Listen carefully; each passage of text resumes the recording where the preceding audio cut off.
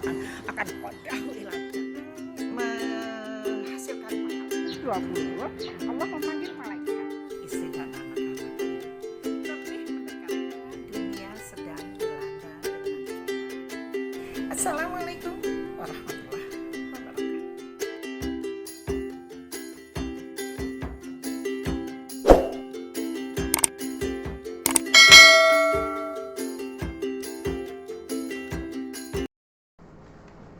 Hai teman-teman, ketemu lagi dengan saya Umi Musferotan Najiyah.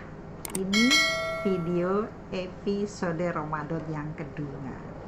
Video yang lalu kita bahas tentang ayat-ayat perintah dari Allah, kita harus puasa. Nah, video kali ini saya ingin membuka beberapa hadis tentang puasa untuk menunjang puasa kita lebih semangat, lebih afdol ya. Saya akan membukakan beberapa hadis yang saya ambil dari Bukhari, Tirmidzi dan Nasai ya. Saya akan baca yang pertama. Bismillahirrahmanirrahim. Man shoma Ramadan imanan wahtisaban gufirallahu ma taqaddama min dzambih. Artinya teman-teman sekalian, man barang siapa atau siapa saja shoma yang berpuasa,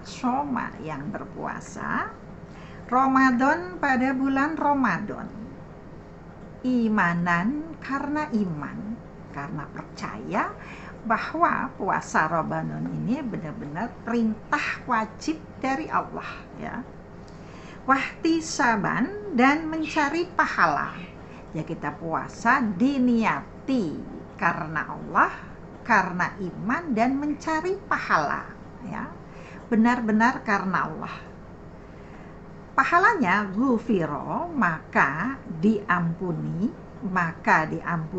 lahu bagi yang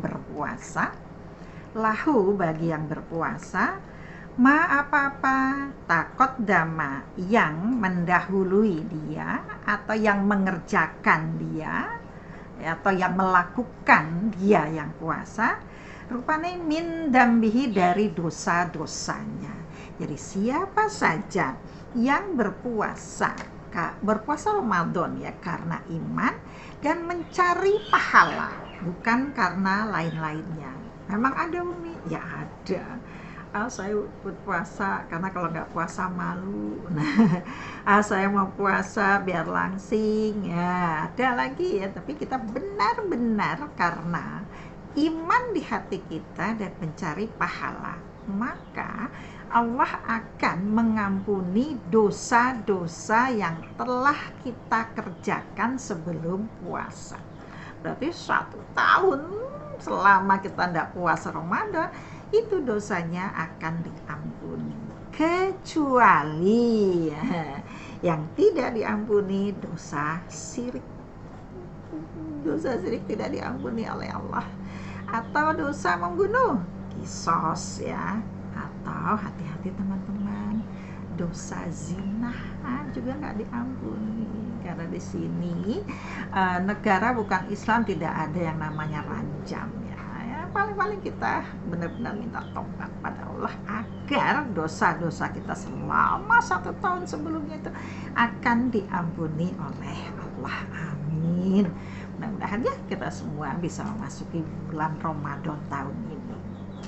Yang kedua, hadis yang kedua yang tadi itu dari Rawahu Bukhari. Saya ambil dari hadis Bukhari. Yang kedua, salah satun ada 3 golongan. La turaddu yang tidak ditolak. Apa yang nggak ditolak?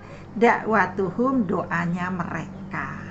Ada 3 golongan ketika berdoa tidak ditolak oleh Allah, alias diterima. Siapa saja 3 golongan ini? 1, al-imamu, imam, al-adilu yang adil. Imam yang adil, mulai dari imam terbesar di dunia sampai imam yang terkecil, yaitu imam rumah tangga. Nah, alias bapak-bapak berarti ya. Bapak-bapak adalah imam yang adil. Terutama kalau si bapak ini punya istri lebih dari satu. Harus adil loh. Adil dengan para istri, adil dengan anak-anaknya. Yang tahu hanya imam-imam ini, apakah dia adil atau tidak. Yang kedua, was-soimu, orang yang berpuasa. Was-soimu, orang yang berpuasa, hatta sehingga yuhtiro, berbuka dia.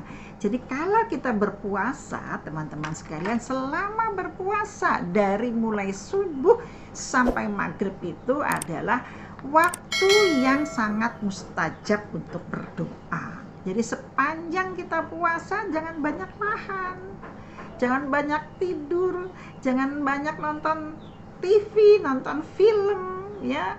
Jangan, apalagi kalau ngerumpi. Jadikan hari-hari puasa kita itu tempat untuk berdoa. Karena doa orang yang berpuasa itu pasti diterima, tidak ditolak. Ya. Apalagi ketika menjelang buka, 10-15 menit menjelang buka itu ya, waktu yang sangat mustajab. Karena di tempat-tempat halal ini kita hanya mempunyai waktu yang mustajab, tidak memiliki tempat yang mustajab. Lain di tanah haram. Di tanah haram itu banyak tempat yang mustajab, ya. Sedang tawaf, tempat mustajab. Di Multazam, tempat mustajab. Di belakang makam Ibrahim, tempat mustajab. Di Gunung Sofa, Marwah, tempat mustajab. Di Arafah, ya. Tapi di tanah halal hanya mempunyai waktu-waktu yang mustajab. Kita pergunakan waktu mustajab ini untuk berdoa. Nah, ibu-ibu pergunakan waktu ini ketika menjelang maghrib, berbuka itulah tempat yang paling mustajab. Yuk, selesaikan waktu bikin makanannya itu ya kurang lebih 10-15 menit menjelang azan, kita duduk masing-masing, cari tempat duduk orang rumah, berdoa. Karena banyak yang kita inginkan dari Allah, masih banyak apa-apa yang kita inginkan belum dikabulkan oleh Allah. Yuk kita berdoa, jadikanlah waktu-waktu ini sebagai waktu kita berdoa pada Allah, meminta pada Allah, ya ibu-ibu, semuanya saja ya, anak-anak, bapak-bapak. Yang ketiga, wadakwatu, dan doanya al-mazlumi, orang yang dianiaya. Hati-hati, orang yang dianiaya, yang dizolimi itu doanya mustajab. Makanya hati-hati, kita jangan sampai menganiaya, merugikan orang lain, karena takut doanya akan menimpa kita. Lanjut, yarfa'uha, mengangkat pada doa. Siapa? Allahu, Allah. Mengangkat pada doa Allah dunal ghamami, di bawah mendung. Dunal ghamami, di bawah mendung, yaumal qiyamah, pada hari kiamat. Maksudnya ketika doa-doa ini kok tidak diwujudkan oleh Allah di dunia ini, doa ini diangkat oleh Allah sampai hari kiamat, sampai ke arsy-Nya Allah. Ya. Kalaupun di dunia ini tidak diwujudkan oleh Allah, mungkin diganti dengan yang lain, karena doa ada 3, langsung dikabulkan, diganti dengan yang lain, atau ditunda sampai hari kiamat. Dikatakan di sini dunal ghamami yaumal qiyamah, dibawa doanya oleh Allah ya, di bawah mendung pada hari kiamat, alias doa kita tidak ada yang sia-sia ya. Lanjut, watuf tahu, dan dibuka laha, bagi doa. Watuf tahu, dan dibuka laha, bagi doa, abawabu, beberapa pintu, as-samai, langit. Doa-doa kita oleh Allah diangkat langsung menerobos pintu-pintu langit ya.